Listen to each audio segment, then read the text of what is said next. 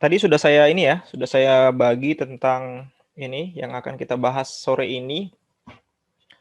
Yang pertama itu tentang hukum Gauss. Sebelum saya mulai mengerjakan tentang ini, hukum Gauss ini, ada yang mau bertanya dulu? Konsep tentang hukum Gauss sudah pada paham belum? Kalau konsepnya Pak, saya masih kurang jelas Pak. Mungkin bisa Bapak ulang Pak di sini. Ya, Terima ini kasih. Albert ya? Iya Pak. Ya, Albert minta HP tolong aku mana? apa? WP aku mana? Albert minta tolong ini ya, kamu tulis NIM dulu baru nama ya, biar saya gampang apa namanya mencatat ininya apa keaktifan ya. Sebentar ya, saya buka Google Drive dulu.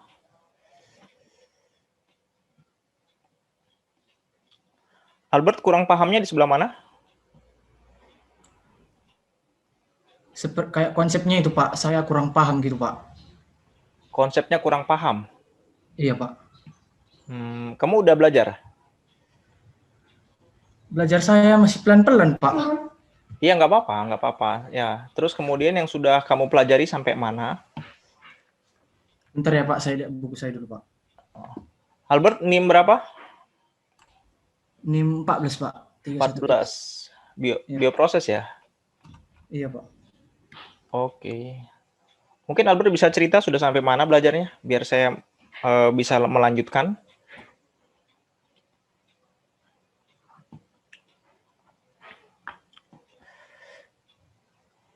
Kalau yang teman-teman yang lain tentang konsep hukum Gauss, sudah jelas apa perlu dibahas?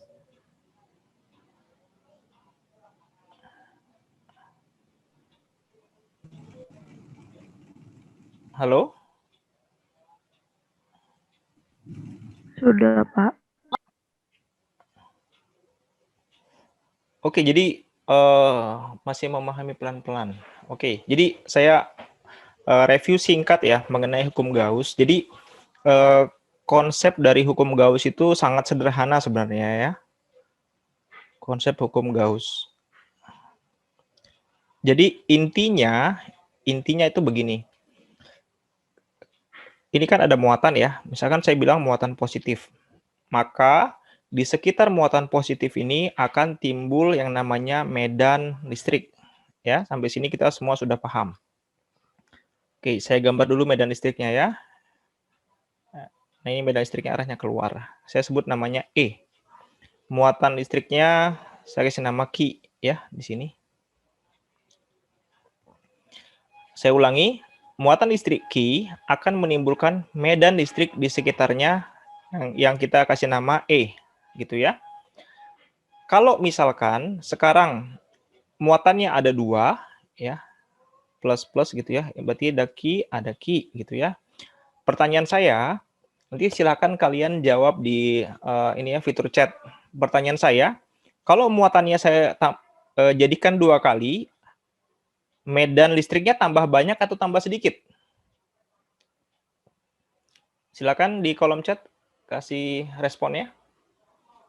Kalau muatannya menjadi 2 kali, kira-kira medan listriknya tambah banyak atau tambah dikit?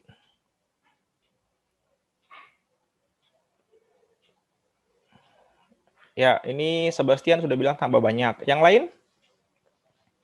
Misalkan ini saya hitung ya, ada 1, 2, 3, 4, 5, 6, 7 ya. Di sini ada 7 garis gitu ya. Nah, kalau misalkan muatannya jumlahnya sama, kemudian apa namanya? Muatannya kita jadikan 2 kali lipat ya, maka ini akan tambah banyak. Ini kalau misalkan ada 7 ya, ini kan dari 1 sampai 7, maka ini harusnya ada 14 gitu ya. Ya, 2, 3, 4, 5, 6, 7, 8, 9, 10, 11, 12, 13, 14 ya. Ini kira-kira jumlahnya ada 14 ya. Nah, ini 14. Nah, begitu. Oke, ini konsepnya itu mirip dengan begini ya. Saya kasih analogi, misalkan ini ada orang ya, ada orang teman kita, dia sudah 1 minggu tidak mandi gitu ya. maka di sekitarnya itu akan timbul yang namanya bau badan gitu ya. Bau badannya kemana-mana. Nah, kalau misalkan ada orang yang tidak mandi gitu ya, nah maka tentu bau badannya akan makin kuat lagi gitu ya, makin banyak bau badannya. Jadi kalau misalnya kita posisi di sini pada posisi yang sama jaraknya, misalkan jaraknya namanya A, ini juga jaraknya namanya A, tentu baunya di sini akan makin kuat begitu ya. Nah, di muatan juga sama. Jadi kalau muatannya kita tambah banyak, maka medan listriknya akan makin banyak gitu atau makin kuat. Nah, kemudian Gauss itu dia punya ide. Idenya begini, dengan memanfaatkan konsep tadi ya bahwa kalau muatan tambah banyak, maka medan listriknya tambah banyak. Nah, Gauss itu melingkupi. Jadi dia melingkupi atau istilahnya melingkupi lah ya biar gampang aja. Melingkupi muatan tersebut dengan suatu permukaan yang namanya nanti disebut sebagai permukaan Gauss ya. Nah, jadi kalian bayangkan ini ada muatan kayak kelereng gitu ya, bentuknya 3 dimensi kelereng. Nah, Gauss itu melingkupi muatan tersebut dengan suatu lapisan tipis ya. Jadi kalian bayangkan ini seperti balon ya, 3 dimensi balon ya. Nah, kemudian balon ini nggak boleh ada yang bolong ya, jadi balonnya tertutup sempurna gitu ya, tapi cuman permukaannya saja atau kulit balon saja. Nah, kemudian Gauss itu menghitung berapa sih medan listrik yang tembus di suatu permukaan dari permukaan Gauss ini. Nah, banyaknya medan listrik yang menembus permukaan Gauss ini yang kemudian disebut sebagai flux. Gitu. Jadi sekarang ini saya buat juga ya di sini ya, kita buat permukaan Gauss. Ini kira-kira gambarnya luasnya sama ya. Jadi lingkaran yang ini sama ini jari-jarinya sama. Nah, sekarang ini bagian sini saya buat potongan kecil flux ya, potongan kecil. Kalau misalkan di sini saya juga buat flux potongan kecil gitu. Ya. Nah, ini gambarnya misalkan di sini sekarang ada 2 ya, ada 2 medan. Maka kalau gitu kalau muatannya makin banyak gitu ya, muatannya makin banyak, maka flux yang menembus permukaan ini juga akan makin banyak. Nah, sehingga Gauss itu menyatakan begini, muatan itu sebanding dengan flux. Ya, sampai sini bisa dipahami?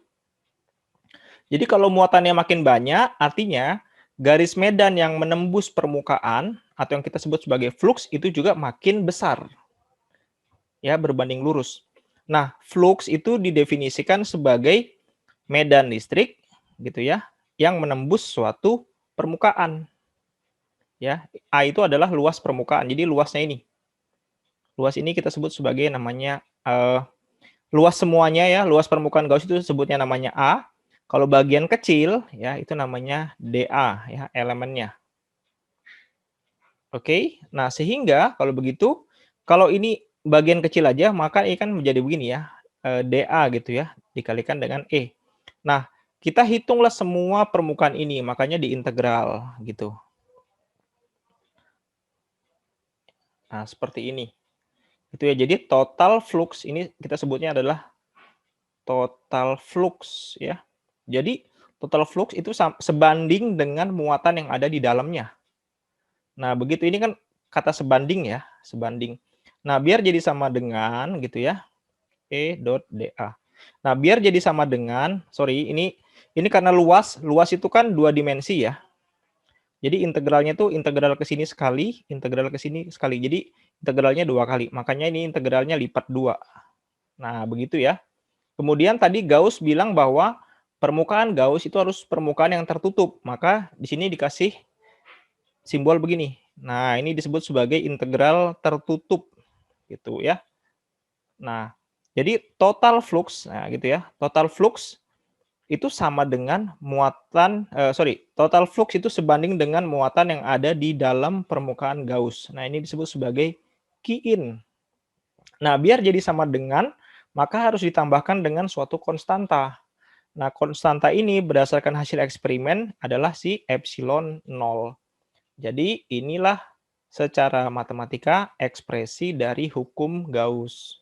Seperti itu. Kalau bahasa saya yang lebih sederhana, Gauss itu menyatakan ya, Gauss itu bilangnya begini loh. Apa yang ada di dalam itu tercermin atau nampak dari yang ada di luar gitu.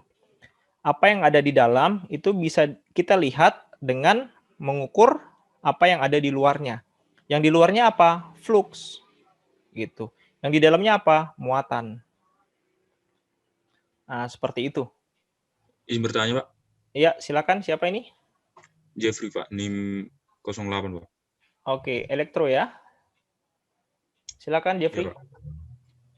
Apakah hukum Gauss ini berlaku tanpa memperhatikan bentuk permukaan Gauss-nya, Pak? Apakah Dengan kita hukum Gauss berlaku tanpa memperhatikan bentuk permukaan Gauss, Pak, yang kita pilih untuk menembakkan muatannya, Pak? Gitu. Oh ya. Oke. Jadi sebenarnya begini. Permukaan Gauss itu bentuknya boleh macam-macam. Bentuk lingkaran boleh, bentuk silinder boleh, bentuk persegi boleh gitu.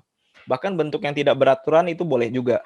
Cuman konsekuensinya adalah kalau misalkan kita memilih permukaan Gauss yang kurang sesuai dengan bentuk muatannya, itu akan menyebabkan integrasinya menjadi sulit. Oleh karena itu, kita harus menyesuaikan bentuk permukaan Gauss dengan bentuk muatannya.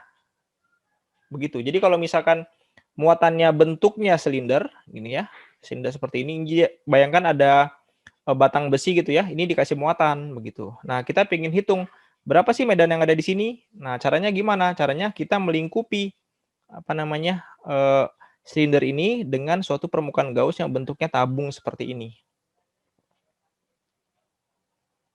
Begitu. Nah, kalau misalkan muatannya terdistribusi dalam bola, ya misalkan ini ada bola ya, bola gitu ya. Nah, kalau kita bikin permukaan Gauss bentuknya persegi, nah ini ya bisa saja, tapi ngitungnya nggak akan selesai. Kenapa? Karena kan kalau kalian sudah nonton di video saya itu kan flux itu kan E dot A gitu ya. Sama dengan E kali A kalikan dengan dot itu cos ya, cos theta.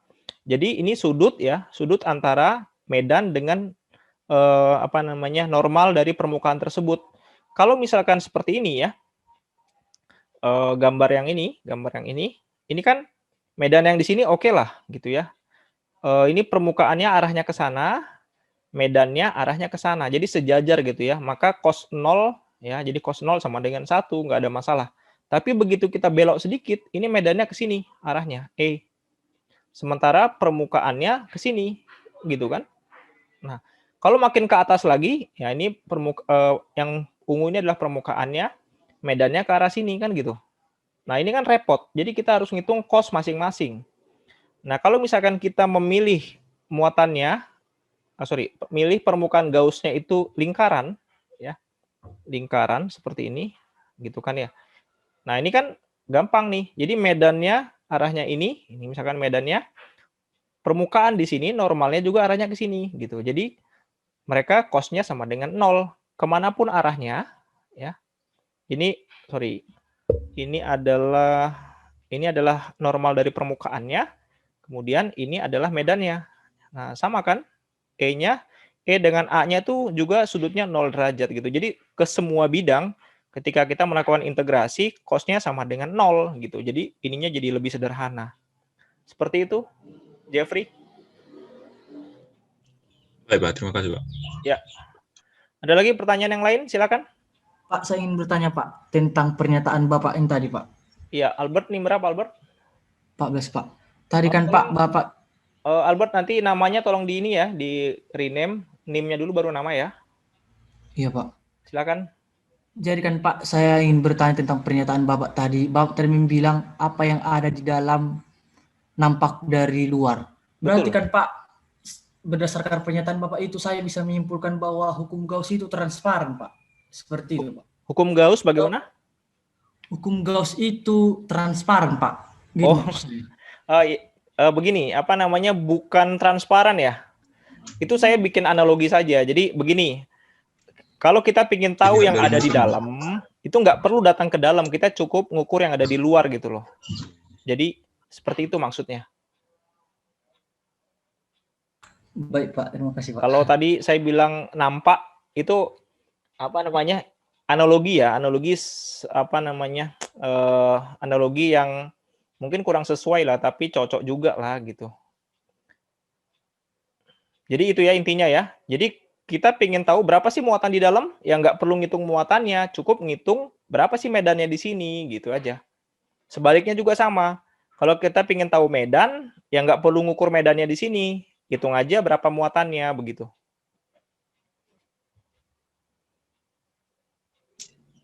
Oke? Pak, terima kasih Pak. Ya, ada lagi pertanyaan yang lain silakan. Izin Pak, ini aku ada baca pernyataan tentang hukum Gauss.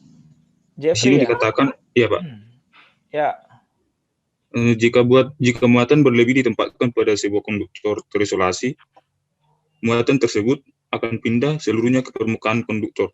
Tak satu pun dari muatan berlebih tersebut akan ditemukan di dalam tubuh konduktor. Itu maksudnya gimana Pak? oke. Ya, ini konduktor ya? Betul ya Jeffrey ya? Iya Pak. Oke, jadi saya jelaskan begini ya. Terkait dengan sifat kelistrikan ya, dalam hal ini adalah kemudahan dalam berpindahnya elektron itu kita bisa bagi menjadi dua. Ada yang namanya isolator, ya. Ada yang namanya konduktor. Oke. Nah, sekarang kaitannya dengan nanti yang kaitan dengan hukum Gauss ya. Jadi kalau misalkan saya punya bola pejal ya, jadi dalamnya padat ya. Kemudian materialnya adalah karet. Ya, kita tahu bahwa karet itu adalah isolator gitu ya. Awalnya bola ini tuh netral ya, karet ini netral. Kemudian saya ambil suatu batang ya, batang plastik, kemudian saya gosok-gosok ke rambut ataupun ke kain wol. Nah, sehingga si batang ini menjadi bermuatan gitu ya, bermuatan positif. Pernah lihat ya eksperimennya ya? Nah, kemudian saya dekatkan batang plastik ini yang bermuatan ke karet ini. Apa yang terjadi? Ini kan netral, ini ada potensial ada muatannya lebih banyak. Maka muatannya akan berpindah, kan begitu. Nah, karena ini adalah isolator, kita tahu bahwa kalau isolator itu penghantar listrik yang buruk gitu ya. Muatan-muatan listriknya tidak mudah berpindah. Nah, sehingga ini akan terjadi transfer, tapi muatannya itu akan ada di masing-masing atom yang ada di dalam material tersebut. Jadi dengan kata lain itu dia akan seperti ini gambarannya. Dia akan terdistribusi merata. Kenapa? Karena begini ya. Ini kalau misalkan dia tidak terikat kuat ya, ini misalkan ini kan muatan positif, ini muatan positif. Harusnya antar kedua muatan ini kan tolak menolak gitu kan ya. Tapi karena dia isolator, muatannya itu terikat kuat di dalam atom. Oleh karena itu gaya ikatnya lebih kuat sehingga gaya tarik menarik ataupun tolak menolak antar partikel ini bisa diabaikan sehingga dia tetap seperti ini, terdistribusi merata gitu ya. Nah, sekarang kasus yang kedua, konduktor. Nah, ini gambarnya juga sama, ada bola pejal ya, dalamnya berisi, kemudian misalkan ini adalah besi. Nah, kita tahu besi ini ada termasuk konduktor, artinya penghantar listrik yang baik. Maksudnya adalah elektron-elektronnya itu akan bebas bergerak begitu. Nah, sekarang sama juga kasusnya. Saya punya suatu batang plastik yang digosok-gosok ke dalam kepala ya, ke rambut ya, atau ke kain wol sehingga dia bermuatan listrik. Kemudian saya dekatkan ke besi ini, bola besi. Apa yang terjadi? Akan terjadi pindah kan muatannya. Nah, tadi ingat bahwa konduktor ini, konduktor tuh tadi ya, bahwa dia akan bebas muatannya. Nah, sekarang lihat ini. Ini ada plus sama plus. Karena dia bebas bergerak, maka dia akan tolak menolak gitu kan ya. Tolak menolak kemana? Saling menjauhi. Saling menjauhi kemana? Ya di sini. Tempat yang terjauh gitu. Maka dia hanya akan terdistribusi di permukaan konduktor tersebut. Di dalamnya ini tidak ada muatan. besinya besi berongga kan Pak? Kenapa? Besinya besi berongga kan? Bukan, ini besinya besi pejal. Oh. Berisi. Ya, Pak. Begitu. Jadi dia akan saling tolak-menolak sehingga menempati posisi paling jauh yang dia bisa. Di mana? Ya di permukaan. Seperti itu. Oke. Jeffrey sudah bisa paham? Ada lagi pertanyaan yang lain? Silakan. Pak, izin bertanya, Pak. Ya. Perkenalkan, nama saya Ezekiel Simanjunta dengan NIM 10 dari Teknik Bioproses, Pak. Ya, skill NIM 10, silakan. Ini, Pak, apa yang membedakan jika dia permukaannya terbuka dengan permukaannya tertutup, Pak, dengan hukum Gauss ini, Pak? Dengan cara kerjanya hukum Gauss, Pak. Ya. Gini ya, kalau permukaannya terbuka, saya gambarin dulu ya. Ini ada muatan positif gitu ya. Muatan positif, ini medannya keluar seperti ini. Oke. Nah, kalau misalkan permukaannya terbuka, ya misalkan seperti ini ya. Jadi kalian gambarin ini ada balon gitu ya. Terus ada lubang di sini. Nah, artinya apa? Ini medan listrik yang di bagian sini kita hitung nggak sebagai flux? Hitung nggak di sini?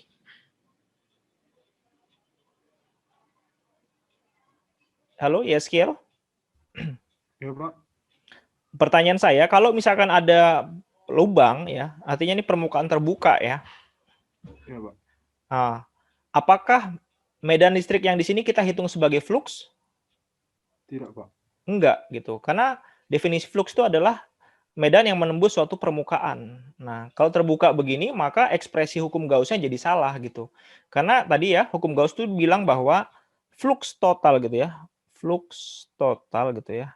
Yang menembus suatu permukaan Gauss itu sebanding dengan muatan yang ada di dalamnya. Kalau dia ada lubang, ya, bukan permukaan tertutup, makanya kita nggak bisa ngitung ini flux total gitu loh. Jadi kita nggak bisa estimasi berapa muatan yang ada di dalamnya, karena ada yang hilang atau ya, ada yang belum kita hitung si fluxnya gitu. Begitu ya? Baik, Pak. Terima kasih, Pak. Ya, ada lagi pertanyaan yang lain? Izin bertanya, Pak. Ya, silakan. Siapa nih? Antonius ya? Ya, saya Antonius NIM 11, Pak. Ya, silakan. Jika suatu objek dia memiliki muatan negatif, apakah permukaan Gauss-nya itu tetap berada di luar dari objek tersebut ataukah yang ada di dalam? Misalnya kayak bola berongga ini, Pak. Oh, begini. Permukaan Gauss itu adalah permukaan hayal ya. Artinya dia sebenarnya nggak ada di situ. Nah, kita buat permukaan Gauss untuk membantu kita dalam menentukan medan listrik. Nah, apakah permukaan Gauss bisa di dalam, bisa di luar? Itu tergantung dari medan listrik mana yang mau kita lihat. Seperti itu. Jadi, tidak berhubungan sama muatan negatif atau positif. Baik, Pak. Jadi yang di dalam video Bapak itu kan ada contoh soal di mana medan listrik yang berada di dalam suatu rongga tersebut, Pak. Dan hasilnya itu sama dengan 0. Oh, gini ya, saya ulangi. Jadi ada rongga, bola berongga ya. Ya, Pak. Oke, kemudian? Nah, yang di luar itu ada nilainya, nilai medannya, yang di dalam itu dia bernilai 0. Oke. Dan dia Jadi, masih positif. Oke. Jadi ini bayangkan sebagai ini ya, kayak semangka ya. Kulit semangka ya. Jadi yang bagian dalamnya semangka yang warna merah ini kita kosongin ya. Berarti tinggal kulit yang warna putihnya ya. Ya, Pak. Ya, ini hampa di sini atau kosong. Oke. Kemudian biar jelas aja, ini muatan di sini mau positif atau negatif? Yang pertanyaan saya yang negatif, Pak, karena ada contoh Bapak. Oke, ini muatannya negatif, terdistribusi merata. Oke. Oke, lanjutkan pertanyaannya, silakan. Berarti kan medan listriknya itu masuk ke dalam tuh, Pak. Betul. Nah, untuk permukaan Gauss yang berada di ruang hampa ini, apakah masih ada, Pak? Atau sama dengan 0 juga seperti yang muatan positif? Ya, jadi gini. Kan kita ini misalkan saya kasih nama ya, ini jari-jarinya namanya A, ya, ini jari-jarinya namanya B. Gitu kan ya. Nah, kita ingin tahu ya berapa medan listrik untuk daerah R kurang dari A gitu ya. Ya. Ya. Nah, R kurang dari A berarti kan medan listrik di dalam sini. Yang hampa yang tadi kita bilang ini, ya. Ruang hampa, artinya tidak ada apa-apa, nggak ada muatan juga. Nah, oke, kita ambil referensi aja lah. Misalkan kita pengen tahu deh, berapa sih di sini ya, yang kita sebut sebagai R, berapa sih medan di sini, gitu ya. R-nya bisa sembarang, yang penting dari sini sampai sini. Nah, kita buatlah suatu permukaan Gauss. Jadi permukaan Gauss tetap ada di sini. Nah, kita pengen tahu kan gitu. Nah, ini adalah permukaan Gauss. Oke? Nah, kemudian kita terapkan hukum Gauss.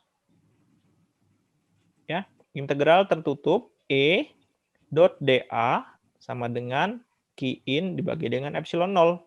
Ini tadi adalah flux gitu kan ya, sama dengan Q in muatan yang ada di dalam permukaan Gauss. Ya, ini penting sekali ya dicatat ya. Q in itu muatan di dalam permukaan Gauss. Oke, nah sekarang lihat. Ini E dot A ya. Ini berarti kan nanti E, terus kemudian 4V R kuadrat, begitu ya. Nah, sekarang Q in.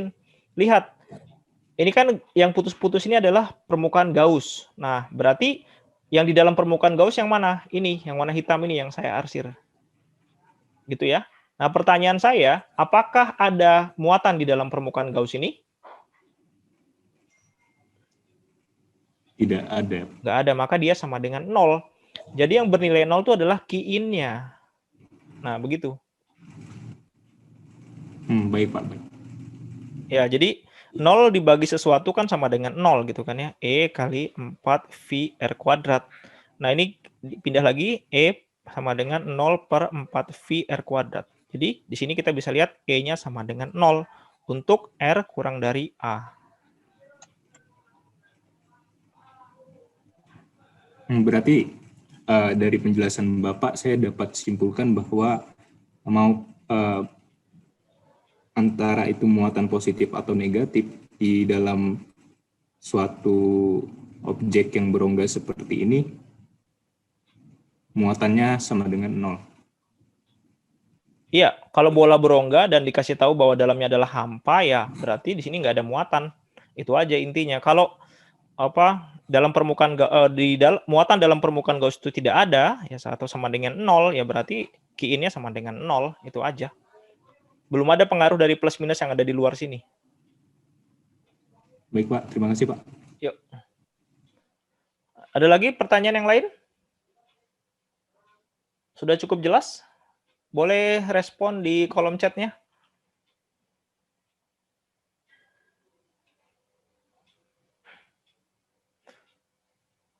Kalau yang tadi saya bagikan sudah sempat di ini belum? Sudah sempat dibaca-baca belum? Latihannya.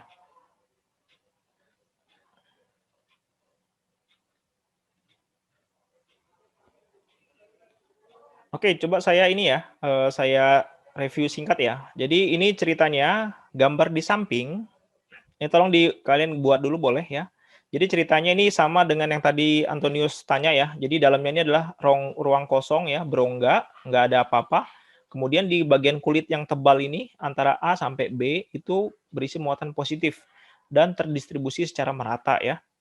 Jadi ini ada pernyataannya begini, gambar di samping menunjukkan kulit bola yang diberi muatan dengan kerapatan uniform, artinya kerapatannya itu seragam atau sama ya, sebesar rho sama dengan 1,84 nanocoulomb per meter kubik. Jadi ini bisa dilihat, ini adalah muatan per meter kubik itu kan volume, jadi muatan per volume gitu ya. Jadi rho-nya adalah kerapatan muatan per satuan volume. Kemudian jari-jari A sama dengan 10 cm ya, dari sini ke sini. Ini jari-jari A. Kemudian B-nya 2A. Ya, dari sini ke sini namanya 2A. Tentukan berapakah medan listrik pada R sama dengan 0, R sama dengan A per 2 dan seterusnya. Ya, saya akan bahas satu-satu. Nah, yang pertama medan listrik di R sama dengan 0. Kalau di gambar ini, R sama dengan 0 adalah di tengah-tengah sini kan? Ya, jari-jari sama dengan 0 gitu. Tengah-tengah sini. Oke, kita terapkan hukum Gauss saja. E sama dengan integral E dot dA sama dengan Qin per epsilon 0. Muatan di dalam sini berapa? Di tengah-tengah sini. Nggak ada, karena hampa tadi ya. Maka Qin-nya sama dengan 0. Ya sudah, berarti kalau gitu E-nya sama dengan 0 untuk R sama dengan A. Oke, yang untuk bagian A ada pertanyaan?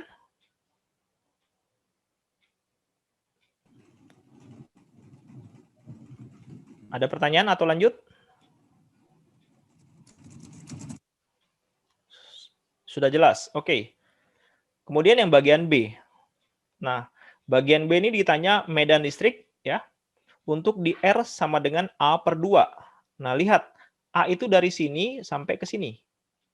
Gitu ya. Berarti kalau gitu A per 2 berarti setengahnya gitu kan ya. Setengahnya. Jadi ditanya berapa sih medan listrik di sini? Oke. Karena R sama dengan A per 2 ya. Masih di dalam bola berongga yang tidak bermuatan, maka Qin-nya juga lagi-lagi sama dengan 0. Gitu. Maka seperti dengan jawaban yang pertama, ya, jawabannya sama dengan 0. Ya. Saya rasa ini nggak ada masalah. Kemudian untuk R sama dengan A. Nah, lihat R sama dengan A berarti kan di sini, di perbatasan itu ya. Nah, sekarang kita lihat, berarti di sini kita buat dulu permukaan Gauss ya, di titik ini ya. Permukaan Gauss itu yang warna kuning ini. Ya, dia pas di sini ya gambarnya. Nah, ini adalah permukaan Gauss. Ya. Jadi kita terapkan lagi hukum Gauss, E dot dA sama dengan Qin per epsilon 0. Lihat, berapa muatan yang dilingkupi oleh permukaan Gauss di sini? Ada nggak di sini Qin-nya? Nggak ada. Karena tadi hampa juga ya, berarti sama dengan 0. Lagi-lagi kita dapatkan medan listrik untuk titik di mana R sama dengan A, berarti di sini pas di perbatasan itu sama dengan 0. Ya. Oke. Kemudian kita lanjut lagi. Nah, yang untuk bagian D ya, D itu kan kalau kita kembali ke soal, D itu untuk R 1,5 A sampai dengan B. Nah, berarti kan ini untuk kasus di mana nanti kita lihat di gambar ini ya. 1,5 A. Nah, 1,5 A sampai dengan B. Berarti kan untuk kasus ini ditanya medan listrik dari sini sampai sini. Di antara daerah ini. Oke ya. Nah, di sini saya buat dulu ya. Untuk bagian ini kita buat dulu persamaan umumnya. Ya, ini untuk untuk menyederhanakan saja sehingga dapat dipakai untuk bagian D sama bagian E. Nah, sekarang berarti kan ini adalah daerah di mana R-nya berada di antara A, ya ini batasnya A sampai batasnya B di sini. Ya, daerah sini. Maka muatan yang dilingkupi oleh permukaan Gauss perlu dicari terlebih dahulu gitu. Kenapa? Ini kan contoh ya. Misalkan saya ambil ini, kita ingin tahu berapa sih medan listrik di sini. Berarti kan kita buat permukaan Gauss di sini. Ya, ini adalah yang putus-putus adalah permukaan Gauss. Nah, maka muatan yang di dalam permukaan Gauss yang mana? Ya, berarti yang ini kan di sini ya, muatan yang ada di dalam permukaan Gauss. Cuman ada di bagian sini ya, karena dalam sini adalah hampa atau kosong ya. Maka kita perlu tahu berapa sih Qin yang berada di antara sini gitu. Nah, ingat muatan itu kan ini kan kerapatan ya. Kerapatan dikalikan dengan volume. Oke ya. Saya tanya dulu, untuk yang bagian ini apakah ada yang bingung? Qin sama dengan Rho dikalikan dengan Vin. Ada yang bingung atau sudah jelas? Mohon respon di kolom chatnya. Oke, Antonius nggak ada masalah. Yang lain?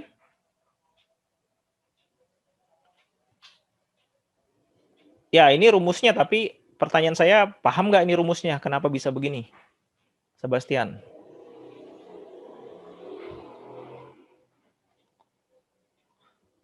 Oke, ini Sebastian belum paham. Yang lain? Jadi misalkan saya ambil analogi ya. Analogi air. Ya. Ini misalkan saya punya air dalam bak. Gitu ya. Volumenya saya sebut volumenya saya sebut namanya V gitu ya. Kemudian banyaknya air yang ada di dalam sini. Ini adalah air di dalam sini ya. Dia memiliki massa ya. Massanya adalah M. Adalah massa air gitu ya.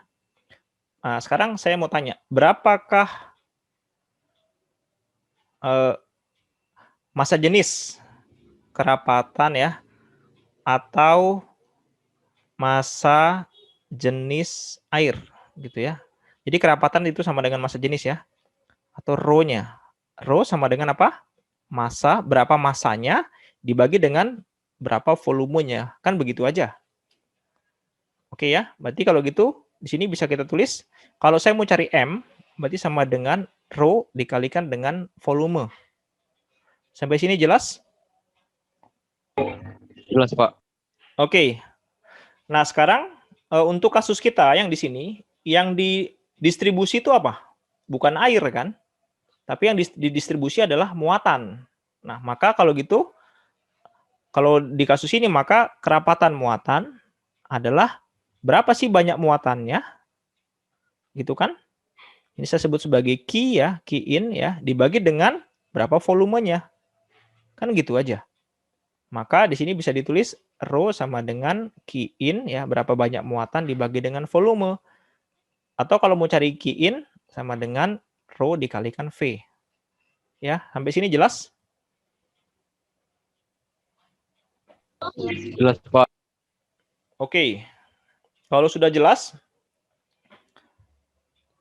saya lanjut lagi ya ke bagian sini ya. Ini Q in sama dengan rho kali V. Ingat Q in itu adalah muatan yang ada di daerah yang diarsir warna biru ini. Nah, sekarang lihat, saya bertanya lagi, berapa sekarang volume untuk daerah yang warna biru ini? Ya, bayangkan ini adalah volume bola ya. Bola. Berarti kan sama saja dengan kita punya bola yang besar gitu kan ya, dikurangi bola yang kecil gitu kan ya. Volume bola besar dikurangi volume bola kecil. Nah, jadi volume untuk jari-jari R berarti sampai sini ya, jari-jari R dikurangi volume untuk jari-jari A. Jari-jari A sampai sini. Ya, berarti kan nanti dapat sisanya. Begitu ya. Untuk kerapatannya tetap kan, Pak?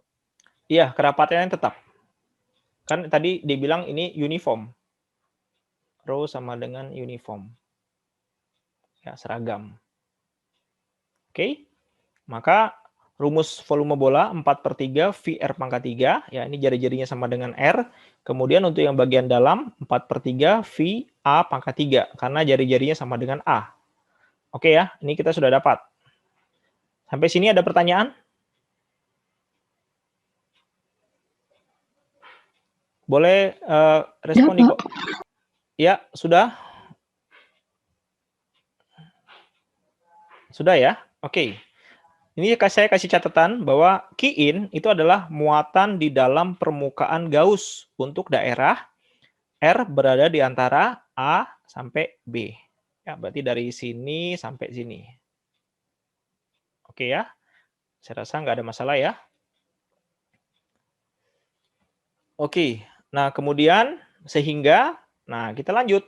Nanti ini Q in-nya yang akan kita pakai gitu ya. Dipakai untuk yang di sini gitu. Nah, sekarang kita lihat untuk medan listrik R sama dengan 1,5A. Tadi R sama tadi kan B itu sama dengan 2A ya. Kemudian sekarang R 1,5A berarti kira-kira di sebelah sini daerahnya. Ya, ini adalah medan yang ingin dicari. Di sini berapa sih gitu. Nah, ini jari-jarinya 0 sampai R di sini ya. Nah, kita masukkan integral tertutup E.dA sama dengan Q in per epsilon 0. Q in-nya ganti ya. Ganti di sini. Jadi rho per epsilon 0 masukkan 4/3-nya ya. 4/3 VR pangkat 3 minus 4/3 VA pangkat 3 ya. Kemudian 4/3-nya saya keluarin. 4/3 V-nya dikeluarkan berarti R pangkat 3 minus A pangkat 3. Di sini ada 4V, ini ada 4V, coret ya. Berarti kita dapatkan rho per 3 R kuadrat ya. Ini sisanya 3 R kuadrat epsilon 0 ya. Kemudian R pangkat 3 minus A pangkat 3. Atau kalau mau digabungin yang ada bagian jari-jarinya berarti rho per 3 epsilon 0 R pangkat 3 minus A pangkat 3 per R kuadrat. Oke ya, sampai sini saya rasa nggak ada masalah. Nanti kalau bingung boleh lihat lagi catatannya ya. Kemudian kita masukkan nilai R sama dengan 1,5A. Ya, tinggal dimasukkan saja ke sini ya, ganti 1,5A. Oh ini pangkat 3 harusnya ya. 1,5A pangkat 3 minus A pangkat 3 per 1,5A pangkat 2 gitu ya. Masukkan. Hasilnya seperti ini ya. Kalian masukkan nilai rho-nya berapa, A-nya berapa, 3, kemudian epsilon 0. Nah, ini konstanta ya.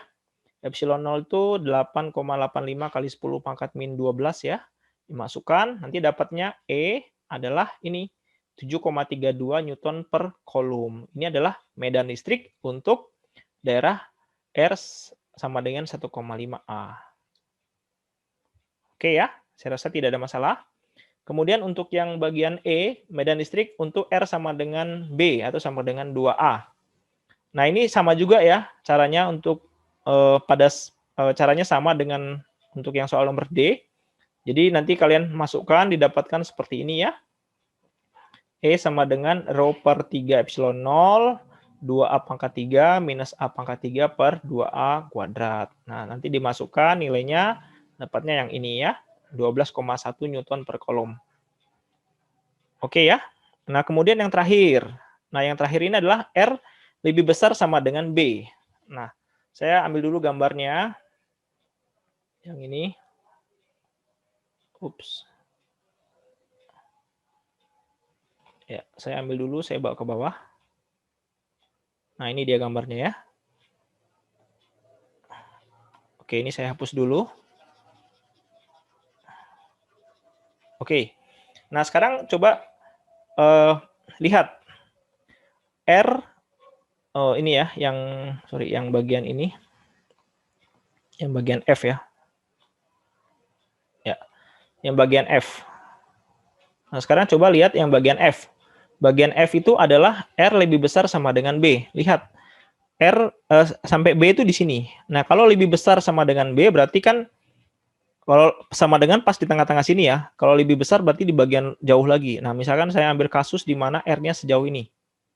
Ya. Kita ingin tahu berapa sih medan listrik di sini? E-nya berapa?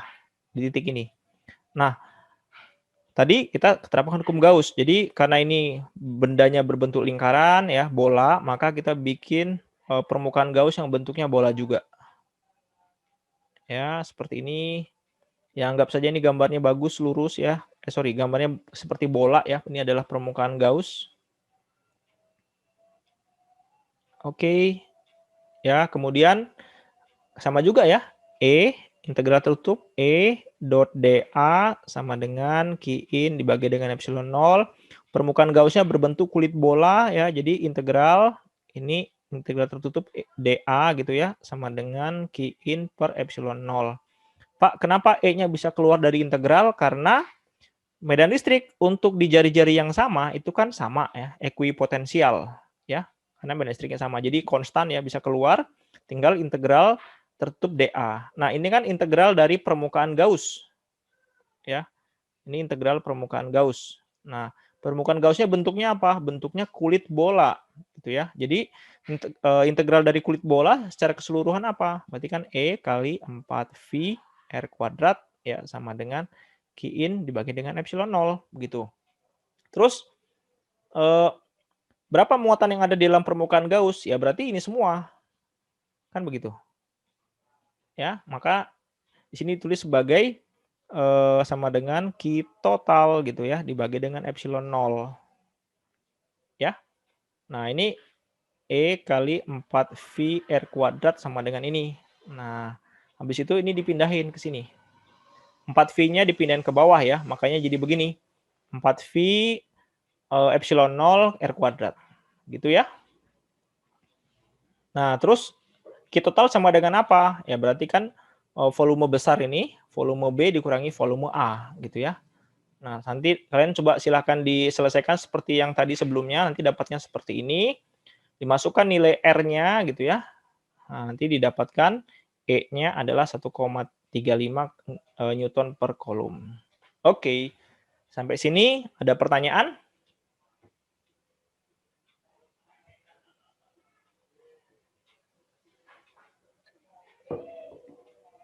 Cukup jelas? Oke. 2 orang yang respon, yang lainnya mana ini? Ya, kalau sudah jelas, terima kasih ya. Nanti boleh diulang lagi ya, kalau masih bingung ya. Nah, hukum Gauss cukup itu dulu, kemudian saya akan lanjutkan ke potensial listrik. Tadi saya lihat di e-course ada pertanyaan tentang potensial, tapi belum sempat saya jawab ya. Nanti akan saya balas ya. Jadi intinya begini, saya jelaskan dulu konsep sederhana tentang potensial.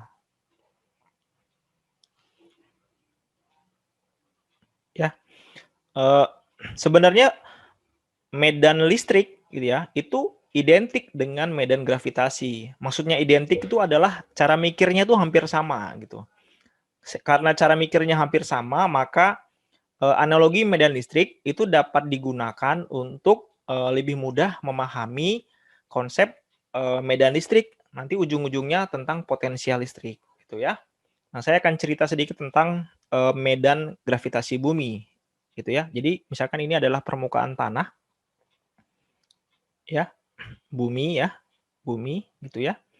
Nah, ini adalah bagian udaranya ya, bagian yang di atas ini. Nah, kita tahu bahwa bumi itu dia memiliki massa ya, massa. Nah, dari hukum Newton, ya Newton itu menyatakan bahwa kalau ada benda bermassa, maka di sekitar benda tersebut akan memiliki yang namanya medan gravitasi gitu.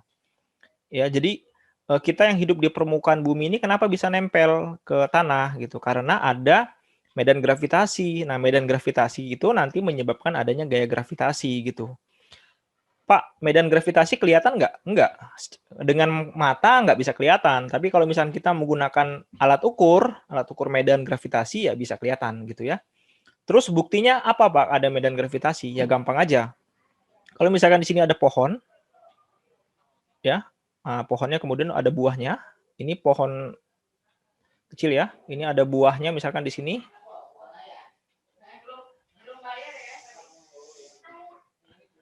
Ya, jadi kalau misalkan ini buahnya sudah matang ya, pasti kan dia akan jatuh gitu ya, jatuh ke bawah. Nah, suatu benda awalnya diam kemudian jatuh ke bawah, maka sama seperti konsep ini ya. Ini ada benda diam di sini. Nah, kemudian dia bisa bergerak. Berarti ada apa dong? Ada gaya yang mendorong dia gitu sehingga dia bisa bergerak gitu ya. Nah, ini juga sama. Ini bolanya atau buahnya awalnya diem, nah kemudian dia bisa jatuh ke bawah, berarti ada gaya yang narik dia. Nah, gaya apa ini? Yang kita sebut sebagai gaya gravitasi gitu ya, atau W ya, gaya gravitasi. Nah, kalau misalkan sebuah benda bergerak, artinya ada gaya. Nah, berarti kan kalau dia bergerak, berarti kan dia menyimpan energi gitu ya.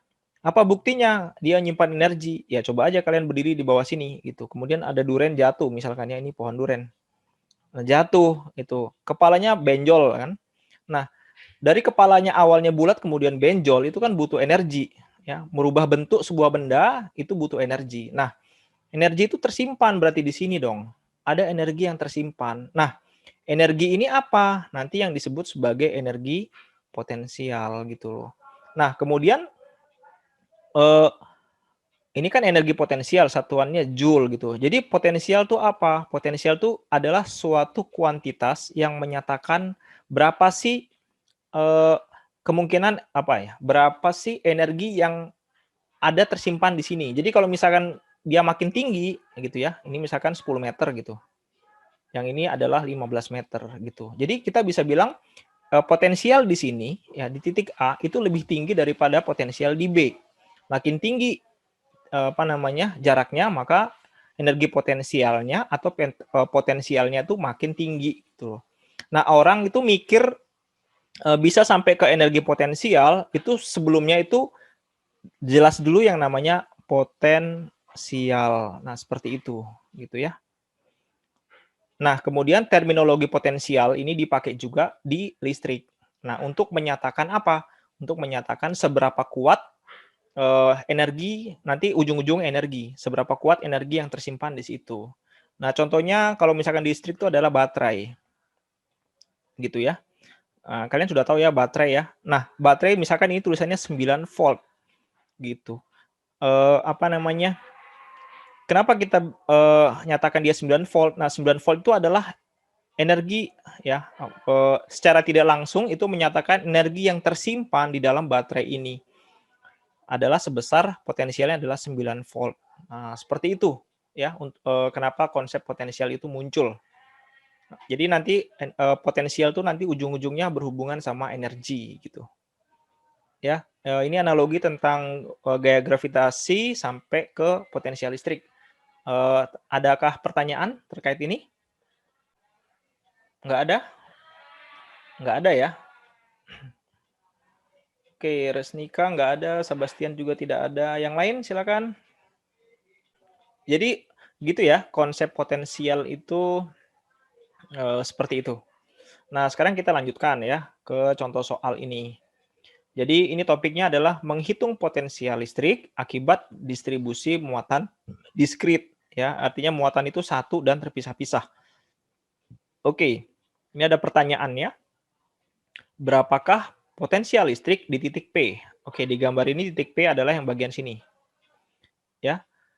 Akibat adanya 4 buah muatan seperti tampak pada gambar. Oke, ini muatannya ada 4 ya. 1, 2, 3, 4. Diketahui tegangan di jauh tak hingga itu sama dengan 0 volt.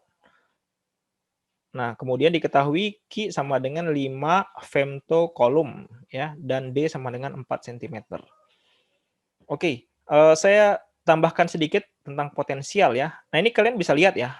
Tadi kan kalau misalnya ketinggian di sini, maka kita bisa bilang potensialnya namanya PB gitu ya. Kemudian kalau potensialnya di sini gitu ya, kita bisa tahu bahwa jauh ini namanya potensial namanya PA gitu ya. Yang bagian sini itu namanya PC. Nah, jadi definisi potensial itu selalu membandingkan dua titik ya. Ini yang menjadi referensi gitu ya. Kemudian ini titik yang dituju. Jadi potensial B ya dari sini sampai sini gitu. Ini sama-sama punya referensi gitu ya. Jadi di sini kenapa perlu diketahui V sama dengan 0 di jauh tak hingga? Artinya titik P ini dibandingkan tegangannya, dibandingkan potensialnya dengan titik jauh tak hingga gitu. Nah, ini sebagai referensi 0, kemudian potensial nanti yang dihitung ini adalah potensial dari jauh tak hingga ke titik tersebut. Ya, maksudnya seperti itu. Oke, nah kita mulai mengerjakan potensial di titik P. Jadi potensial itu kan suatu besaran skalar ya. Skalar. Artinya dia itu tidak punya arah, cuman punya nilai aja. Oleh karena itu, kalau misalkan ditanya potensial di suatu titik tertentu akibat ada muatan lain, itu cukup kita jumlahkan saja, ya, jumlahkan secara aljabar. Jadi kita tidak memperhitungkan adanya vektor-vektornya gitu, ya, cukup jumlahkan seperti biasa. Nah kemudian saya kasih label lah, ini adalah muatan 1, ini muatan 2, muatan 3, muatan 4. Ya, jadi potensial di titik P sama dengan potensial akibat muatan 1 tambah potensial akibat muatan 2 tambah potensial muatan 3 tambah potensial muatan 4. Ya, sederhana seperti itu. Nah, kalau misalkan kalian butuh analogi, misalkan begini ya. Ini misalkan dari titik P gitu. Ini ada si Antonius.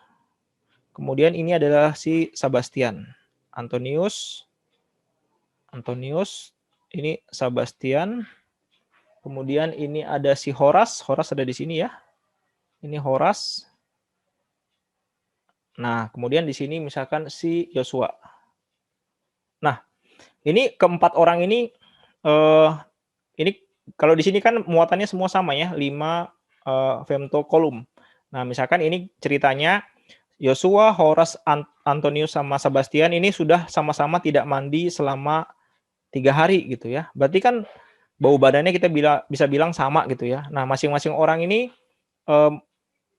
kalau misalkan ditaruh di konfigurasi seperti ini gitu ya. Ini biar mirip sama gambar kita ini. Nah, berarti kan masing-masing orang berkontribusi terhadap bau di sini, bau di titik P. Jadi berapa bau di titik P? Ya berarti baunya Joshua Ini bergantung jaraknya ya.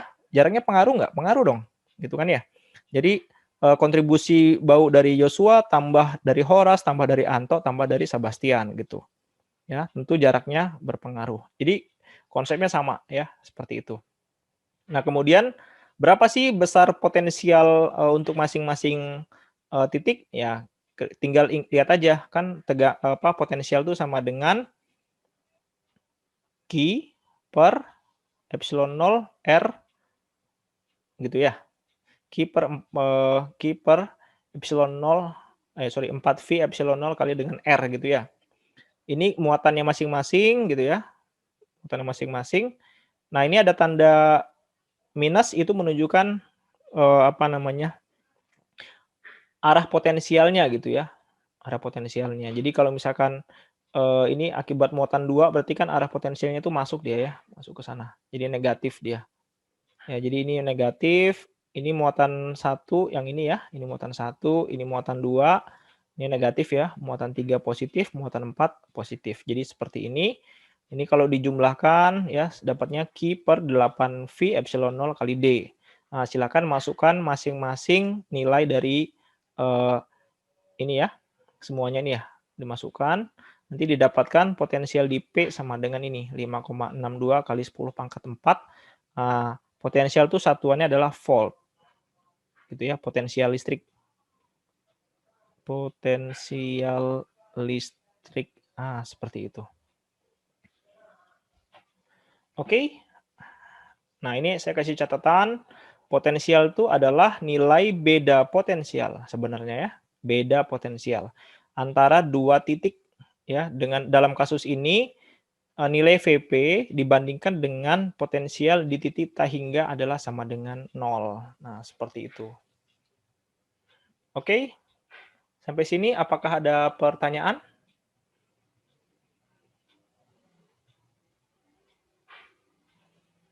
Halo, silakan. Boleh respon di kolom chat. Izin bertanya, Pak. Ya, silakan Sebastian. Itu yang V1 yang 1/2D itu karena dia jaraknya paling jauh ya, Pak, makanya dikali 2 gitu, Pak. Jaraknya paling jauh. Enggak. Ini kan muatan 1 ya. Muatan 1 itu kan jaraknya berapa? Ini kan jaraknya D. Ini D kan. Berarti jaraknya berapa dari titik P? Iya, Pak, karena dia 2D gitu, paling jauh gitu dibuat gitu. Iya, karena jarak dari 1 ke P ya 2D gitu. Gitu aja.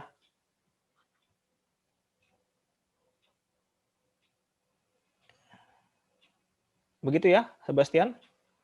Baik, Pak. Ya, ada lagi pertanyaan yang lain?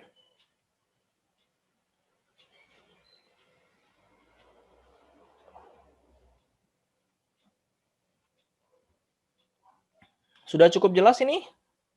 Ini cuma Antonius saja nih yang respon. Yang lain gimana?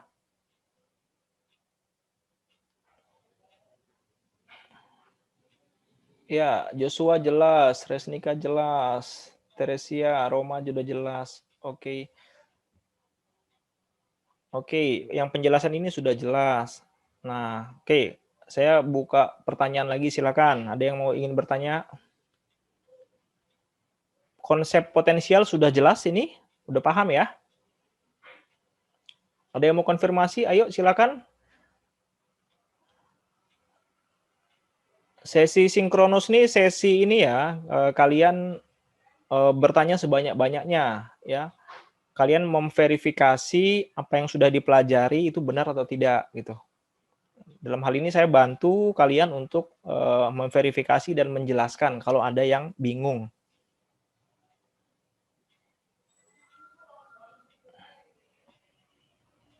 Gimana? Sudah cukup ini?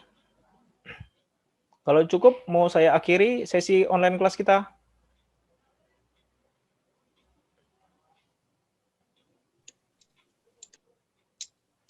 Ayo, silakan. Ini teman-teman dari TB ini baru beberapa yang muncul. Ayo, saya tunggu ini. Indah, mana Indah? Belum pernah muncul. Indah, Teresia, Seril, Rizkia, Wasti, Esra, Josephine, Isabel 1 kali bertanya, Roma belum pernah, Heskiel 1 kali, Firma belum pernah, Sena 1 kali, Albert 1 kali, 2 kali ya, 2 kali, Resnika belum pernah, Mida belum pernah juga, Bintang juga belum pernah tanya, Rahel belum pernah, Sarah juga belum pernah, Friskila juga belum, Magdalena juga belum. Iya. Ayo, silakan. Tanya sebanyak-banyaknya. Saya masih menunggu ini.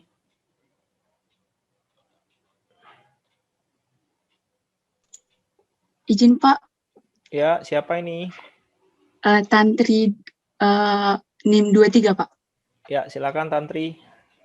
Saya bingung Pak di penggunaan rumusnya Q per 4Pi epsilon 0. Itu sama ya Pak ke K? Iya, Kalau betul. K itu sama dengan 4pi epsilon 0. Oh iya Pak, terima kasih Pak.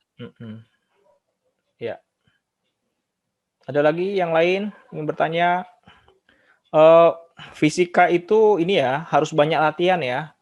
Kan kemarin saya sudah kirimkan buku tentang soal-soal dan pembahasannya ya. Jadi coba tolong kalian latihan di situ ya. Latihan biar makin lama makin paham. Ini sebagai sarana untuk melatih pikiran ya, biar tajam dalam menganalisa.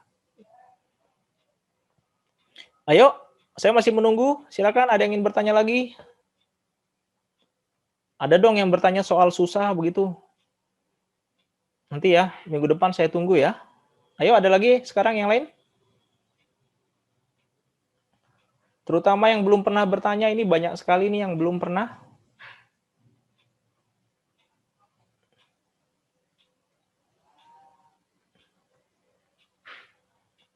Halo?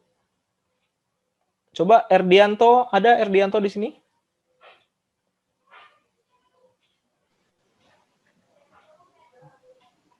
Halo? Hadir Pak. Ya, Erdianto ada pertanyaan? Saya ini belum ada Pak.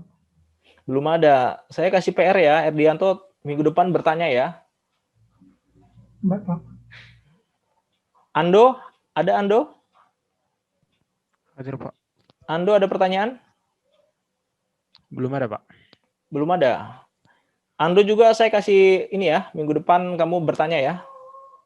Baik Pak. Daniel, NIM 05 ada? Ada Pak. Ada pertanyaan Daniel? Sejauh ini belum ada Pak. Ya, minggu depan nanya ya.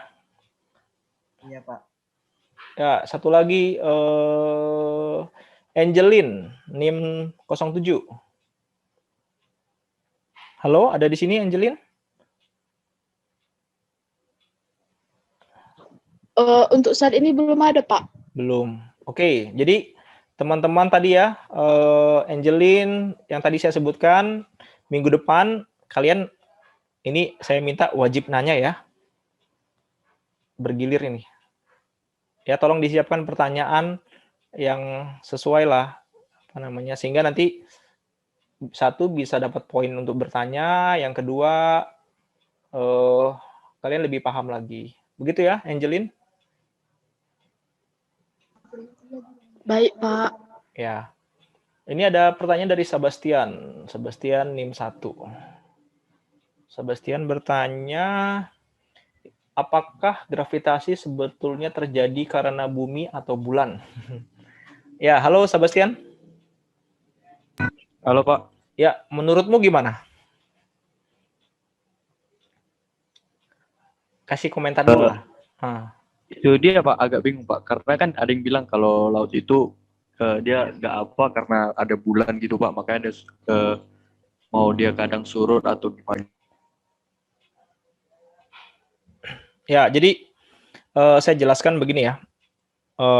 Ini orang yang berjasa untuk mendedikasikan waktunya, hidupnya untuk mencari tahu tentang gravitasi itu si Isaac Newton. Oke, nah ini sudah meninggal ya, sudah hampir 200 tahun yang lalu meninggal. Nah, si Opung Isaac Newton ini dia akhirnya sampai pada suatu kesimpulan, ternyata benda yang bermuatan, benda yang memiliki massa, ya, memiliki massa itu akan menimbulkan medan gravitasi di sekitarnya, gitu ya. Nah, ini saya gambarkan ada medan gravitasi seperti ini ya. Nah, medan gravitasinya itu menyebabkan kalau ada benda-benda bermassa yang ada di sekitarnya, itu dia akan ketarik gitu. Nah, sekarang kita bicara ini bumi. Ini bulan. Ya. Oke, ini ceritanya begini. Nah, misalkan medan gravitasi bumi saya kasih warna hitam, ya. Jadi gaya gravitasi bumi ada nggak? Ada gravitasi bumi gitu ya. Nah, sekarang kita tinjau bulan. Bulan, pertanyaan saya, dia memiliki massa nggak? Ada batu-batu nggak di sana? Ada tanah nggak di sana? Ada, Pak. Ada. Kalau bulan memiliki massa, maka bulan juga memiliki gaya gravitasi. Gravitasi bulan, gitu. Jadi, jawabannya, gaya gravitasi sebetulnya terjadi karena bumi atau gara-gara bulan? Ya, gara-gara bumi dan bulan. Dua-duanya saling tarik-menarik. Bulan menarik bumi, bumi menarik bulan. Begitu. Nah, kalau yang berkaitan sama terjadinya pasang surut gitu, ya. Nah, seperti ini penjelasannya. Bumi itu kan planet yang 70% lebih itu air ya. Jadi air ini kan suatu zat yang liquid, dia bisa berubah bentuk gampang sekali gitu kan ya. Nah, jadi kalau misalkan posisi bulan dalam posisi seperti ini gitu ya, seperti begini gitu kan ya. Nah, apa yang terjadi? Maka ada sebagian massa air yang akan cenderung ketarik di sini sedikit gitu. Dan di sebagian sini. Nah, jadi sehingga kalau ada pulau di sini, ya kita sebut namanya dia pasang gitu. Pasang. Nah, pulau-pulau yang di bagian sini airnya agak berkurang dikit. Ya, ini yang kita sebut sebagai surut. Begitu, Sebastian. Baik Pak, terima kasih Pak. Jadi bulan sama bumi itu saling tarik menarik kan Pak? Iya, saling tarik menarik. Terus kenapa nggak tabrakan? Nah, harusnya ini ditanya di Fisika Dasar 1 kemarin. Pernah nanya nggak? Nggak kepikiran. Nggak kepikiran ya? Iya, jadi saya ingin katakan sama kalian bahwa sebenarnya bulan itu tiap hari jatuh ke bumi. Tapi nggak pernah nyampe jatuhnya. Gitu. Kenapa nggak pernah nyampe? Karena ini kalau saya gambarin ya. Jadi di sini ada yang namanya gaya tariknya ya, F gravitasi ya. Jadi bulan itu ketarik ke bumi. Kalau ketarik kan harusnya dia bergeser ya. Nah, tapi bulan itu memiliki ini ada vektor kecepatan yang arahnya tegak lurus ini gitu ya, V-nya di sini. Dia selalu tegak lurus. Nah, sehingga kemudian nanti muncul yang namanya percepatan sentripetal. Nah, karena ada kombinasi antara gaya gravitasi dengan percepatan arah ke sini, jadi gini ya, kalau seandainya tidak ada gaya gravitasi, ya, maka bulan ini akan pergi ke sini. Gitu. Kalau tidak ada V, maka bulan akan ke sini, tabrak bumi. Gitu. Nah, akibat ada F gravitasi dengan V ini, maka bulan lintasannya menjadi begini. Begitu. Sama kayak ini, Sebastian, kamu ada batu ya, ini batu, kamu ikat tali terus kamu putar-putar. Kalau misalkan talinya putus kan batunya akan kelempar kan? Iya, Pak. Iya, seperti itu.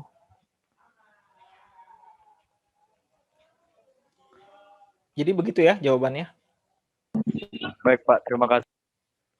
Ya, ada lagi pertanyaan yang lain? Silakan. Ayo, ini fisika berkaitan dengan kehidupan di sekitar kita. Joshua, NIM 6. Joshua, halo Joshua. Halo Pak. Hadir Pak. Ya, coba tolong dibacakan pertanyaannya. Apakah di bulan juga ada gaya elektromagnetik seperti yang di bumi, Pak? Yang kemarin kan Bapak bilang di bumi kan ada gaya elektromagnetik yang melindungi bumi, Pak, dari cahaya langsung, dari energi langsung matahari, Pak, yang mengubah energi itu menjadi apa, Pak? Yang Bapak bilang kemarin aurora, Pak, yang di kutub selatan atau kutub utara, Pak. Kayak gitu, Pak. Ya, oke. Ya, ini pertanyaan bagus. Ya, jadi saya jelaskan dulu ya. Jadi kalau misalkan kita bicara mengenai pembentukan dari planet-planet, itu kan awalnya planet-planet ini belum dingin gitu ya. Dia tuh masih bentuknya itu sangat panas ya. Sangat panas, kemudian banyak gunung berapi seperti itu ya. Jadi nggak mungkin untuk dihidupi, ditinggali lah. Nggak mungkin ada organisme hidup. Nah, kemudian karena dia muter terus ya, berotasi, maka partikel-partikel padat ya itu akan berkumpul ke dalam bagian dalam. Partikel, contohnya besi, magnesium, tembaga, dan kawan-kawan ya. Pokoknya logam-logam berat itu dia karena muter terus dia akan ngumpul di bagian dalam gitu loh. Nah, kebetulan karena bumi ini ukurannya besar gitu ya dan lapisannya tebal gitu ya, lapisan ininya. Jadi pendinginan itu terjadi di bagian luar, kemudian akhirnya bagian dalam ini masih cair, liquid ya.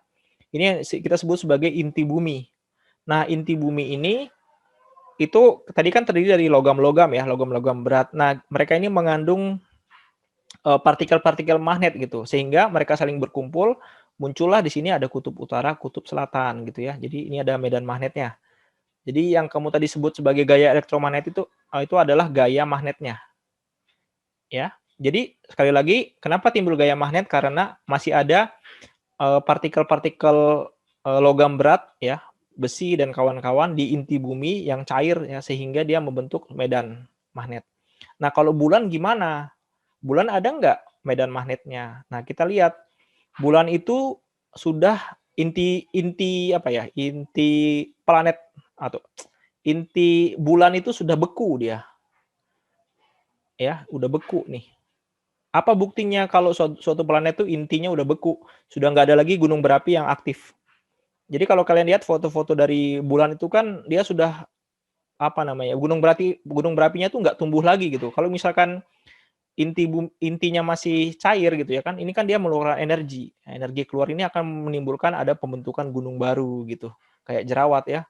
Nanti kalau nggak kuat lagi meletus dia. Nah seperti itu. Itu artinya masih aktif. Kalau bulan sudah nggak ada lagi, udah dingin. Nah kalau udah dingin seperti ini, maka tidak ada lagi aliran-aliran aliran lava ya. Saya bilang di sini inti bumi ini di bumi masih ada, tapi kalau di bulan sudah nggak ada. Nah ini apa yang terjadi? Ini menimbulkan medan magnet yang terjadi itu sangat kecil sekali gitu. Mungkin ada tapi masih sangat kecil sekali, tidak sebesar bumi. Nah, sehingga kalau misalkan di sini ada matahari ya, matahari yang memiliki dia memancarkan memancarkan partikel-partikel gitu ya. Tadi partikel-partikel bermuatan dengan energi tinggi, kalau di bumi dia langsung dibelokkan di sini gitu kan ya. Sret, dia akan belokkan di sini. Tapi kalau di bulan ya kalau seandainya masih ada medan magnetnya ya dia akan dibelokkan juga gitu. Tapi dibelokkannya mungkin kecil saja gitu, tidak sebesar aurora yang terjadi di bumi. Begitu. Nah, makanya ketika astronot pergi ke bulan itu pakaiannya pakaian khusus yang sudah dilengkapi dengan bahan-bahan yang bisa menangkal radiasi dari matahari. Nah, seperti itu. Dan satu lagi, aurora itu bisa muncul karena partikel-partikel bermuatan ini itu menabrak atmosfer.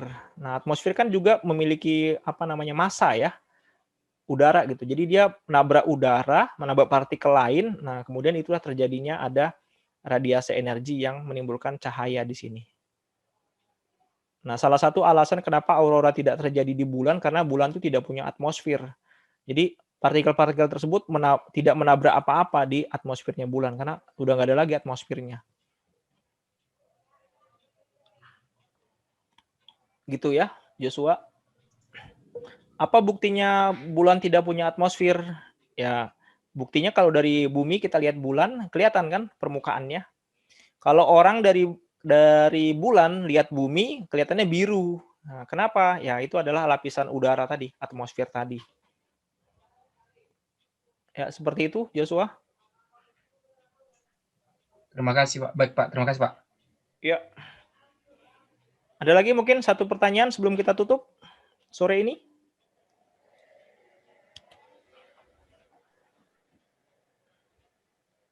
Ayo, jangan malu-malu. Mumpung kita ketemu ini, silakan. Esra tadi sudah sempat menghidupkan mic tapi dimatikan lagi. Izin bertanya, Pak. Ya, silakan Esra. Kalau misalnya kita menggerakkan proton dari Sorry Esra, suaranya kurang keras. Menjaga ya. Suara ini.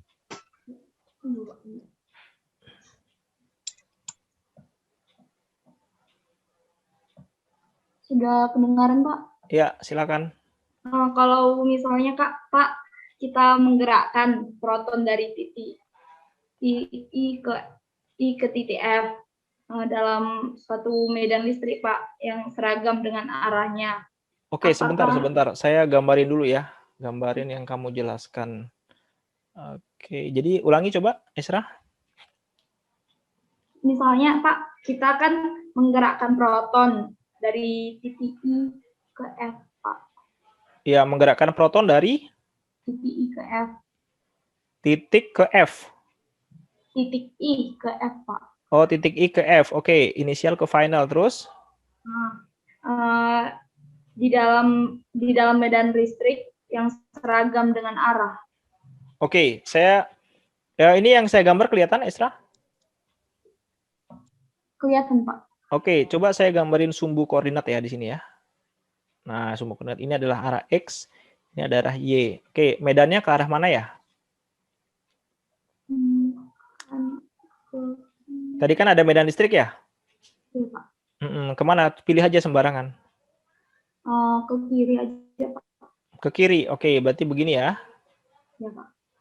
Ya, oke, terus apa lagi? Apakah gaya yang dilakukan usaha itu, Pak, positif atau negatif, dan protonnya bergerak ke titik dengan potensi yang lebih tinggi atau rendah, Pak? Ya, oke. Oke, terima kasih sudah nangkap maksud pertanyaannya. Jadi ini adalah arah medannya ke arah kiri ya. Nah, ini kan kalau misalkan medan dari kanan ke kiri ini kita bisa bilang di sini potensial ini misalkan A, ini B. Potensial A itu lebih tinggi gitu ya. Artinya di sini tuh muatan positif gitu ya. Muatan positif kita bisa bilang seperti itu ya, seolah-olah. Ini muatan negatif gitu ya. Jadi makanya arah medannya ke sana. Nah, kita tahu bahwa kalau ada suatu muatan ya diletakkan di dalam medan listrik ya, saya ulangi, kalau ada muatan diletakkan di dalam medan listrik, maka muatan tersebut akan mengalami gaya listrik, gitu kan ya. Seberapa besar gayanya? F, ya ini vektor sama dengan Q dikalikan dengan E. Nah, di sini kelihatan bahwa F sama E itu arahnya sama, gitu ya. Tergantung dari muatannya. Sekarang kita lihat kasusnya Esra. Ini muatannya positif ya. Positif. Berarti kalau gitu dia akan gimana? Ini kan seolah-olah ada negatif ya. Berarti dia akan mendapat gaya ke bagian sini toh? Iya, Pak. F sama dengan Q kali E. Nah, lihat nih, arah E-nya kan ke sana ya, ke kiri ya. Maka ini jadinya F-nya juga arahnya ke sini gitu. Makanya ini tadi saya bilang F sama E searah. Nah, kalau misalkan ada kasus di mana ini adalah muatan negatif di sini, ya, ditaruh dalam medan listrik, maka muatan negatif kan dia akan mau dekat-dekat ke positif kan, maka gayanya akan ke sini. F. Berapa besar? Ini misalkan F1 ya, ini muatan 1, ini muatan 2. Berapa besar F2? Ya, F sama dengan minus Q kali E. Nah, gitu. Jadi arahnya berlawanan dengan E-nya, F-nya ya. Nah, terus pertanyaan Esra lagi tadi adalah? yang potensialnya Pak itu lebih tinggi atau rendah? Yang protonnya yang bergerak Pak. Oh, begini. Ini hubungan sama potensial ya? Iya Pak. Iya, jadi gini ya, apa namanya? Ini titik A, ini titik B.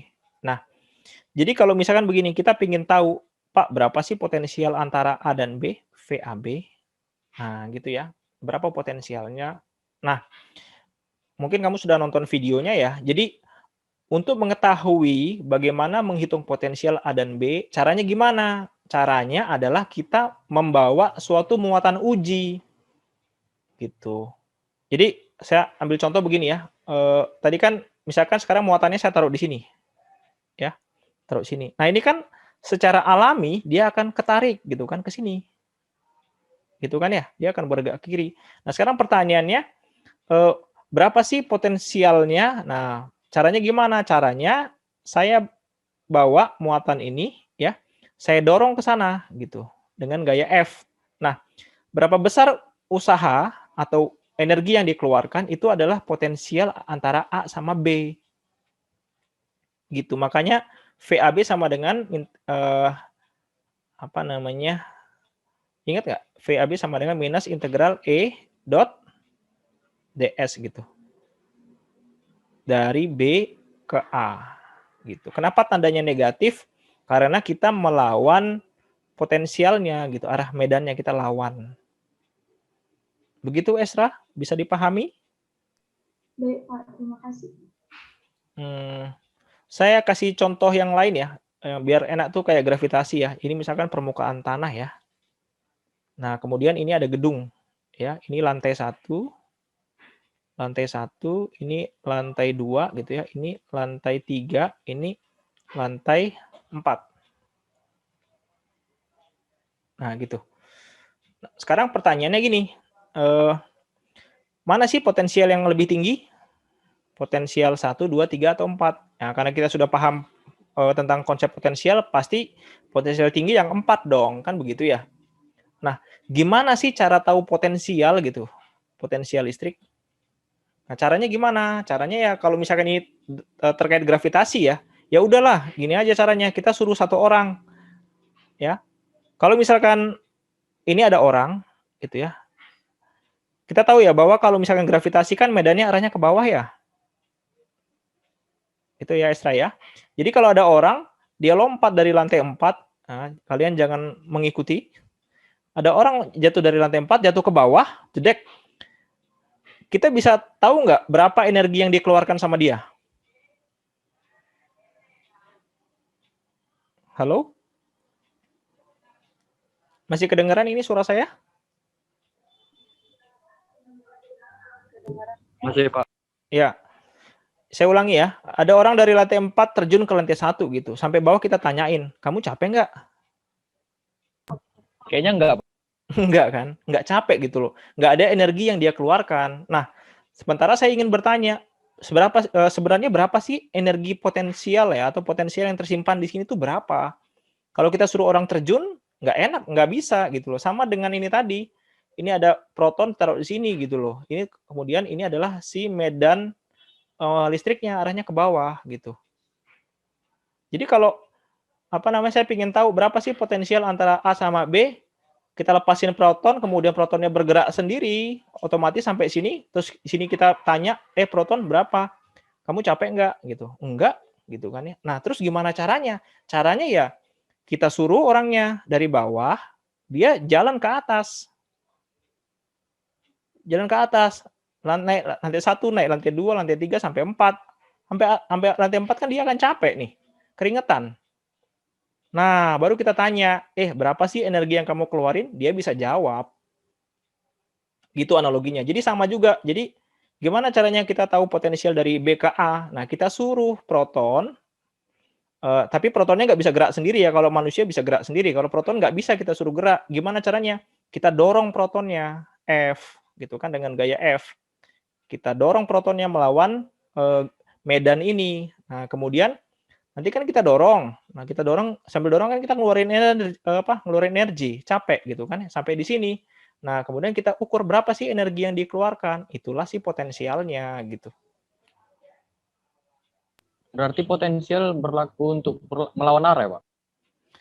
Iya, jadi untuk mengukur berapa potensial itu, makanya begini ya, V sama dengan integral minus integral E dot ds gitu ya. Kalau di apa namanya di gravitasi W sama dengan F kali S, ingat ya. Energi kan sama dengan gaya dikalikan dengan perpindahannya, gitu kan ya? Iya, Pak. Nah, kalau misalkan perpindahannya dikit-dikit, berarti kan ds gitu kan ya. Saya ukur sini, ini perpindahannya dikit-dikit. Saya sebut namanya ds gitu kan ya. Ds dikalikan F. Habis itu apa namanya perpindahan dikit-dikit ini saya jumlahkan. Nah, saya jumlahkan menjadi integral. Nah, di sini namanya integral F dot ds gitu. Jadi ini adalah kita dapatkan energinya. Gitu ya. Nah, kalau di potensial sama juga gitu loh. Energi potensial sama dengan integral F apa namanya F akibat gaya listrik sama dikalikan dengan ds gitu. F kan sama dengan Q kali E ya. Q kali E, integral Q kali E kalikan dengan ds gitu kan. W dibagi dengan P. Sampai sini bisa diikuti? Halo? Halo, halo. Coba Bisa, saya apa Bisa, namanya? Pak. Ya, tadi Esra yang tanya ya. Coba saya tanya Esra lagi ya. Esra, sekarang saya tanya. Ini orang pertama ya. Orang pertama itu saya sebut namanya orang 1 ya. Kemudian ada orang 2. Nah, lihat nih orang 2. Orang 2 apa bedanya sama orang 1? Ketinggiannya apa? Apa bedanya orang 2 sama orang 1? Orang 1 ada di bawah, orang Ya, dua ini ada orang 1 ada di bawah dua-duanya nih. Apa bedanya? Orang 1 kurus kering, orang 2 gemuk. Iya, Pak. Ya, kurus. Yang orang pertama kurus, yang orang kedua gemuk. Nah, tadi kan gimana caranya tahu energi potensial di sini berapa? Tadi kan kita suruh, ya sudah orang 1 jalan dong naik ke atas. Oke, kita tanya, capek nggak? Capek. Oke, dapatlah energi yang dikeluarkan berapa gitu kan. Nah, sekarang kalau ada orang gemuk naik juga ke lantai 4, kita tanya, capek nggak? Oh, capek gitu kan dia bilangnya. Capek gitu. Nah, sekarang pertanyaan saya, apakah energi yang dikeluarkan antara orang 1 sama orang 2 sama? Sama nggak? Beda, Pak. Beda dong. Mungkin orang yang gemuk akan merasa lebih capek, kan gitu.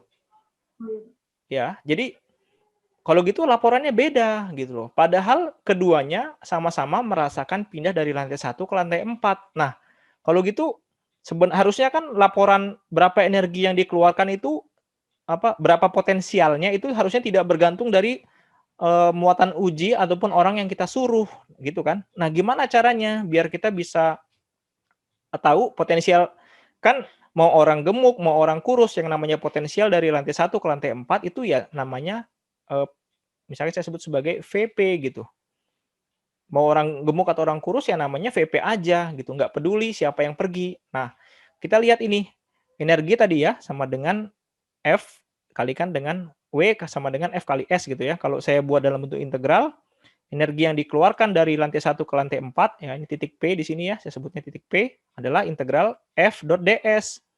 F itu kan Q kali E, dikalikan dengan ds gitu kan ya. Nah, biar ini menjadi potensial, ya energi, maka energi harus dibagi dengan muatannya. Nah, jadi di sini integral QE kali ds dibagi dengan Q. Makanya dapatnya ini adalah potensial V sama dengan integral Q dibagi Q habis. E kalikan dengan ds. Makanya inilah ekspresi dari potensial gitu. Jadi di sini pengaruh dari muatannya banyak atau dikit nggak ada masalah lagi karena kita sudah bagi dengan muatannya sendiri gitu. Gitu konsepnya.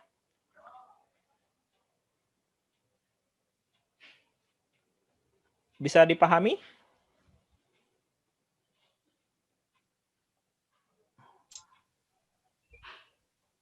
Ya. Tadi Ezra menanya energi potensial pada proton kan Pak, meningkat atau menurun gitu. Energi potensial gimana?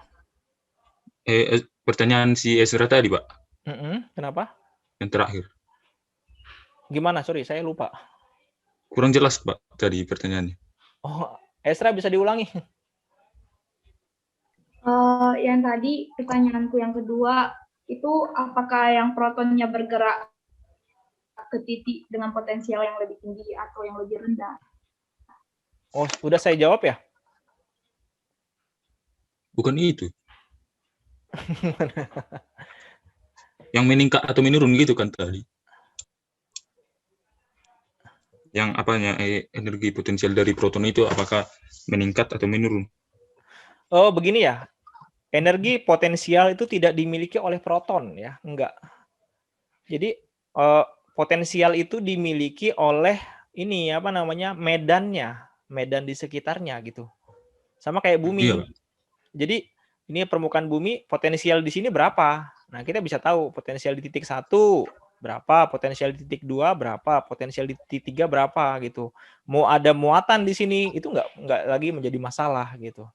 Tapi kalau mau tahu berapa sih potensial di sini, ya caranya adalah kita bawa si muatan uji gitu. Tapi potensial itu bukan dimiliki oleh muatan uji tersebut. Begitu. Baik, Pak. Jeffrey? Jadi untuk pertanyaan yang berikutnya tadi yang Esra bilang, apakah protonnya bergerak ke potensial yang tinggi atau yang rendah gitu, gimana Pak? Nah, tadi kan sudah saya jelaskan di sini ya. Di gambar ini ya. Tadi kurang jelas. Ya, saya soalnya. ulangi ya. Saya ulangi ya. Jadi kalau misalkan ini saya punya apa namanya? Saya punya proton gitu ya. Ini ada medan listrik ya. Nah, kita punya proton ditaruh di sini. Nah, gitu aja. Awalnya diem aja. Kemudian kita lepaskan, apa yang terjadi? Nah, itu. Kalau ada muatan diletakkan dalam suatu medan listrik, maka muatan tersebut akan mengalami gaya listrik. Ya, besarnya berapa? Q kali E gitu. Jadi proton dia akan bergerak kemana? Kalau dia muatan positif ya berarti dia akan searah sama E. Jadi dia akan bergerak ke sini loh. Jadi dia akan pelan-pelan bergerak ke sini gitu. Sampai akhirnya kalau misalkan ini ada batasnya berarti dia akan berhenti di sini gitu. Sebaliknya muatan negatif, kalau misalkan kita punya muatan negatif di sini gitu kan ya, berarti dia akan mendapatkan gaya ke sini gitu, ke arah kanan, F E gitu. Sebesar apa? Minus Q kali E. Nah, tanda minusnya menunjukkan bahwa arah gayanya berlawanan dengan arah medan. Kemana geraknya? Bergeraknya ke kanan. Gitu.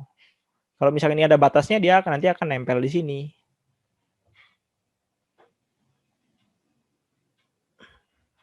Begitu, Jeffrey?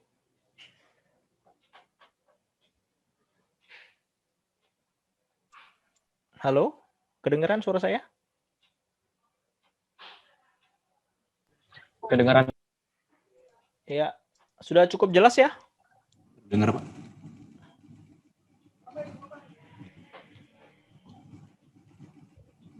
Udah, Pak. Ya, oke. Sudah jam berapa ini ya? Jam 4:30. Masih ada pertanyaan lagi sebelum kita selesaikan ini? Ada, Pak. Antonius, silakan. Ya, tadi kan kita mencari suatu potensial pada suatu muatan yang seperti titik gitu, Pak. Jikalau misalnya ada suatu objek seperti tadi tuh, misalnya cincin berongga, Pak. Terus muatannya tersebar merata. Terus kita disuruh mencari potensial pada suatu titik. Itu kita jaraknya itu apakah kita ambil satu titik baru itu kita jadikan jarak ataukah kita pakai cara lain seperti kita mencari jarak pada setiap pada setiap permukaan dari suatu objek tersebut. Oke, nah ini sudah saya gambar ya. Coba Antonius bisa dilihat ya. Jadi misalkan ini ada apa namanya muatan terdistribusi dalam suatu bola berongga gitu ya. Ini kita sebut dia muatan yang namanya Q. Nah kemudian kita ditanya berapa sih potensial di sini. Di titik P gitu ya. Nah, kayaknya sih sudah ada ya video penjelasan ini. Nah, jadi caranya itu ya. Caranya kalau misalkan tadi yang saya kasih contoh sebelumnya itu adalah menghitung potensial akibat ada distribusi muatan diskrit gitu ya. Jadi satu partikel kita hitung berapa kontribusi muatan di situ di titik P gitu kan ya. Ini muatan 1, muatan 2. Nah, itu masih bisa dipakai dengan tadi VP sama dengan V1 tambah V2 gitu ya dan seterusnya. Nah, kalau kalian menemukan bahwa distribusi muatannya sudah kontinu gitu ya, dia tersebar merata dalam suatu benda gitu kan ya. Ini nggak bisa lagi kita pakai konsep muatan diskrit begini, nggak bisa. Kenapa? Ini kan muatannya sudah banyak sekali gitu. Mungkin ada miliaran muatan. Masa mau dihitung satu-satu? V1 tambah V2 tambah V3 tambah dan seterusnya sampai V1 miliar misalkan. Waduh.